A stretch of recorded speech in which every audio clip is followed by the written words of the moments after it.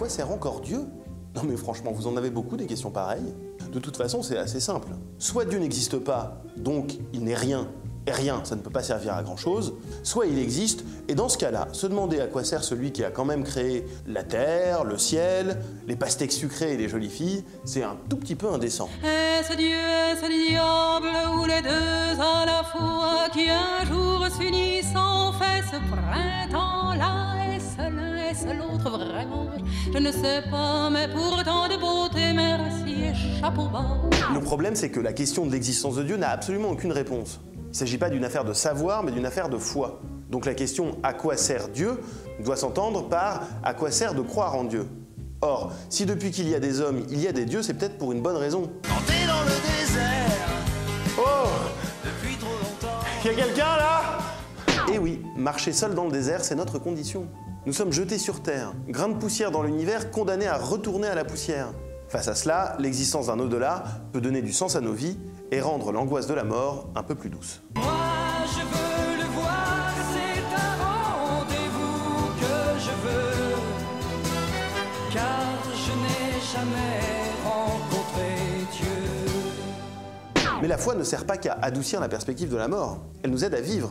Elle peut être un principe qui nous aide à conduire nos existences. Viens me donner la foi, qui brûle au fond de moi. J'ai dans le cœur cette force qui guide mes pas. Oui, mais prier est une chose, être exaucé en est une autre.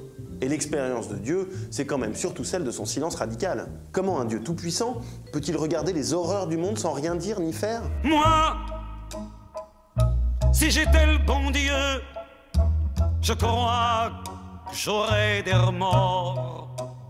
Et à force de pas l'entendre, eh ben nous on sait plus vraiment qui il est. Catholique, protestant, musulman, juif? Et si Dieu était juif, ça t'inquiéterait, petite?